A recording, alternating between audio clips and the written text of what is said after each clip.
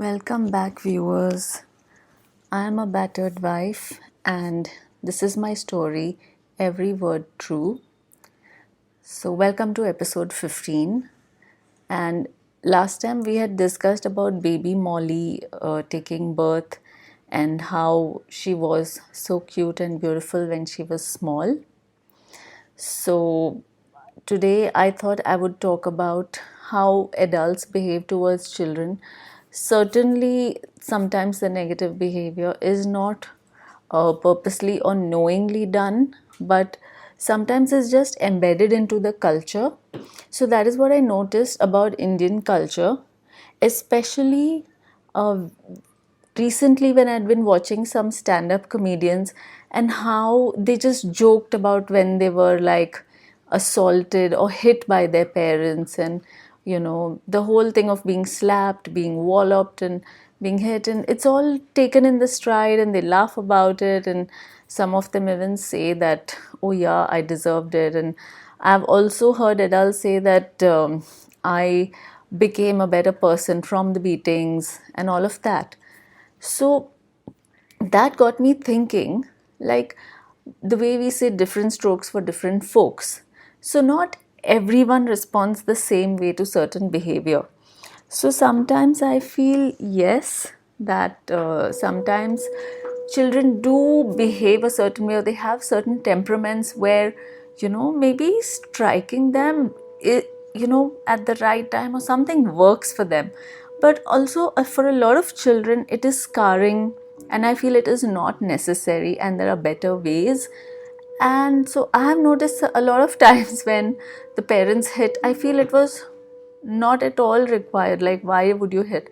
But maybe they had their own stresses, their own PTSD. So I remember once, like I told you, mom would work so hard on the farm. She would go to the cow shed early in the morning after serving breakfast and milk to us and that kind of thing. So once, what happened was, mom was working in the cow shed, and as usual. And then when she came out of the cow shed, she saw that in the yard somewhere, baby Molly had pooped, and then she was playing with her poop. And as my mom saw, baby Molly's hand went to her mouth. Now, Ruby, my older sister, was just 6 years older than Molly. So I was probably 3 when baby Molly was born, and Ruby was 6. So I guess this was within the first year of baby Molly's life. And my mom got so furious when she saw that baby Molly was playing in her own poop and had also taken it to her mouth, probably eaten it. She was so furious that she beat up the oldest one. She beat up Ruby so much, saying that I had asked you to take care of her, keep an eye on her, and here she is doing this. And I feel so bad, like that poor 6 year old was supposed to do those duties of managing the little baby. That was really sad. So, when I think about the violence of adults towards children, but then I also think back to how my own mom's oldest sister, Bibi, how she used to terrorize them. And then when I think of it, was it out of necessity because their mother was blind, and really it became Bibi's job to, be in charge of the kids? So I don't know if I mentioned this, but once, like Bibi did bully the younger siblings a lot. I guess she just had to get stuff done or whatever. And then I think I'd mentioned that she also bullied her own children. So what happened was, once, I don't know if I mentioned this before, she caught hold of my mom's leg and hung her upside down over the well. So my mom got very traumatized with that, a lot of PTSD from that. And then she did get phobias and all. She started getting panic attacks after that. She got terrorized, and like they were all very scared of Bibi. So if Bibi was on weekends, everyone's hair, they had really long hair. On the weekends, everyone's hair would be like washed and shampooed, and then in the evening, it had to be oiled and braided. So when BB was removing the knots from their hair, if they kind of cried or kind of tried to show that they were in pain, then BB would pull even harder. So all of this kind of behavior had my mom very scared of her. So if my mom saw that BB was scolding another sibling, then my mom would start running around trying to do something, so that BB wouldn't kind of get angry with her. So already, like, she was sensitive, I guess, and then BB's behavior kind of really was scarring for her. So with this kind of thing, I guess, then and I think in the Indian culture, people do feel it is okay to keep on hitting their kids. And unfortunately, even and sometimes it's your conscious and unconscious not agreeing with each other, or maybe your heart and mind. Like, I remember that when I used to be hit by the adults in the family, I used to feel so hurt and so bad that I had decided I would never hit kids. Like, if ever I had a kid, I would never ever hit that kid. But I did end up hitting the kids a few times, and I was not happy about that. That was never something I wanted to do. But it seems these kind of things get ingrained. Or was it the PTSD of my husband assaulting me and like ill-treating me? Or I really don't know. But I'm wondering, what if I had never been hit as a child? Would I then never have hit my kids? So back to that, yes, so Ruby did get a beating when baby Molly had that poop incident. Another thing that I remember, in my mind it is clear, I feel it's a clear memory. So I was 3, I don't know if it's an actual memory, but I feel it is a memory. So apparently when I got to know that baby Molly pees in bed, I thought that's something you're supposed to do. And then one day I did that, and I do remember very clearly that I preferred dad over mom. So I would always, uh, you know, prefer if dad was around. And mom had to be near baby Molly. So sometimes dad would come to just kind of lie near me, because they felt I was so too small to just be sleeping alone. So poor dad, that particular day, that one day when I thought, oh, baby pees in bed, I should also pee in bed. So that, and I remember in my mind clearly, I remember hesitating and not wanting to, but I thought that's something you're supposed to do. If baby Molly is doing it, I probably should do it. And then I kind of just did that. And then after some time, poor dad came to lie down near me. And then he was like, wait, the bed is wet. Because my mom had us all 3 of us, she had us potty trained, pee trained, whatever, by the age of 1 year. So there should have been zero chance that the bed was wet. So then dad was so surprised. And then he asked mom, and then they both asked me, kind of, they said, the bed is wet. I said, yes, I peed. And they were like, why did you pee in bed? And I said, baby Molly pees in bed, so I peed in bed. And then they told me, no, don't do that next time. So I was like, okay. And yeah, I'm a strange one. I remember once where uh, it depends on how children understand and interpret things. At one point, what I understood was that anything that tastes bad is nutritious, and anything that tastes good to me is probably not, because we were always told, oh, biscuits or sweets, mithais are not very good for health, that's just sugar. So to my child brain, it seemed that, okay, anything that tastes horrible, like we were told karela, which is bitter gourd, is very nutritious. And neem is good for us. So to my child brain, what I understood was, okay, anything that tastes horrible is good for you, and anything that tastes good is bad for you. So I remember once when I was in the bathroom, there was that soap with which we wash clothes, okay, the yellow soap. So I thought, oh my god, let me taste this. I don't even know why I thought that, but I tasted it and it tasted absolutely atrocious and horrible. So I thought, oh, if this tastes horrible, it's probably really good for health. So that was my child logic.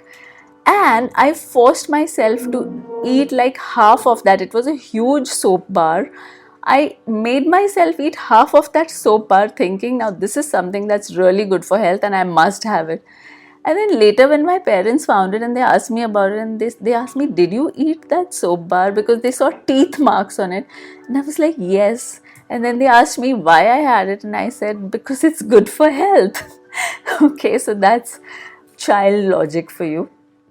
So, anyway, we were talking about how adults sometimes think it's okay to hit children.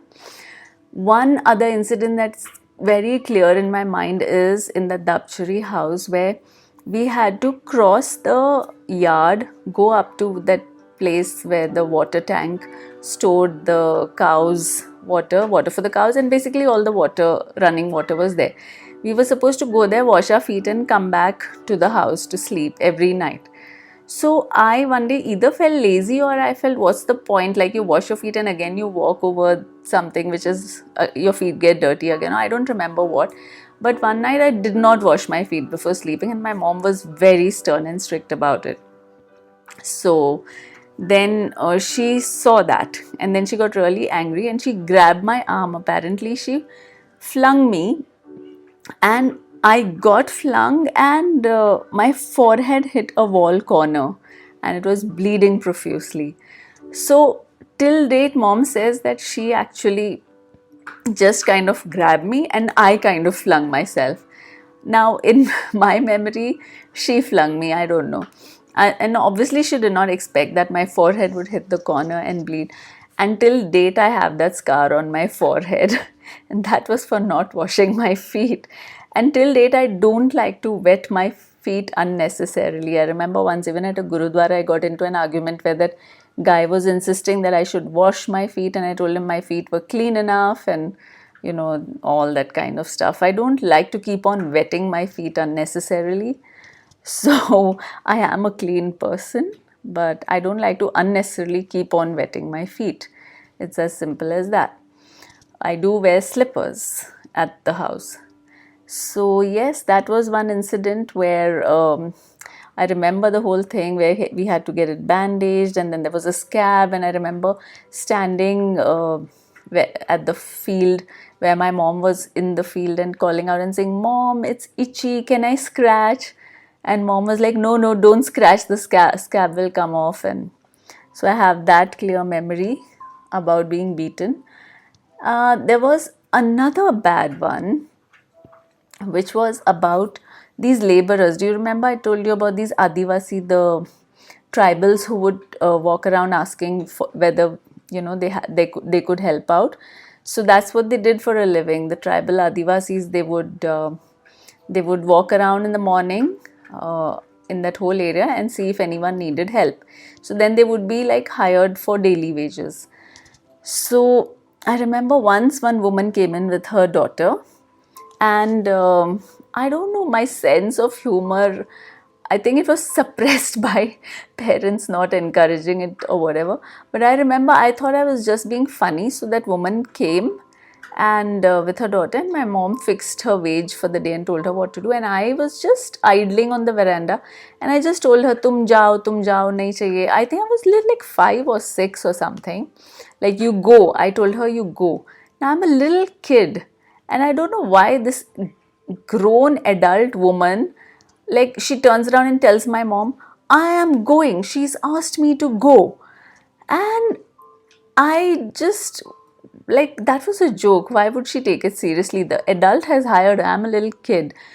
And my mom got so angry because she felt like with great difficulty she found a helper. And my mom beat me up so much. And I was wailing and crying, and I kept saying, I'm sorry. But my mom was just furious, and she beat the what out of me. And I was so terrified after that. Then my mom had called that woman the next day also. And the next day that woman came, and I was so scared about what had happened the previous day that I told her, tum aao, like, you come. Because I was so scared of what had happened the previous day. So this woman again turns around to my mother and says, I'm going, she's telling me to go. And I clearly remember her little girl telling her, no mom, she's saying come, she's not saying go. But I don't know whether that woman was a sadist or what. And then the next day again, I got the crap beaten out of me, and I was wailing, and I was like, no mom, I didn't ask her to go. But mom didn't listen. She just hit me so much. So these are some clear memories of being hit so much by my mom as a little child. And maybe that's the reason I didn't like her very much. I preferred my dad over her. I never really felt any love towards her. So adults think that, their actions don't have any consequences or their children forget or whatever. But I remember the beatings and it still hurts to this day to think that why was I beaten like that, you know? Yeah, these are some of the things. Uh, Next time I'll also tell you how so many times I almost died at Dapchari. But that's all for today. Thank you guys. Please do subscribe to my channel. Give a thumbs up if you like my video. And please do come back and listen for more. Thank you. Love you guys. That is my story. I'm a battered woman, battered wife. This is the story of my life. Every word true. See you next time. Bye.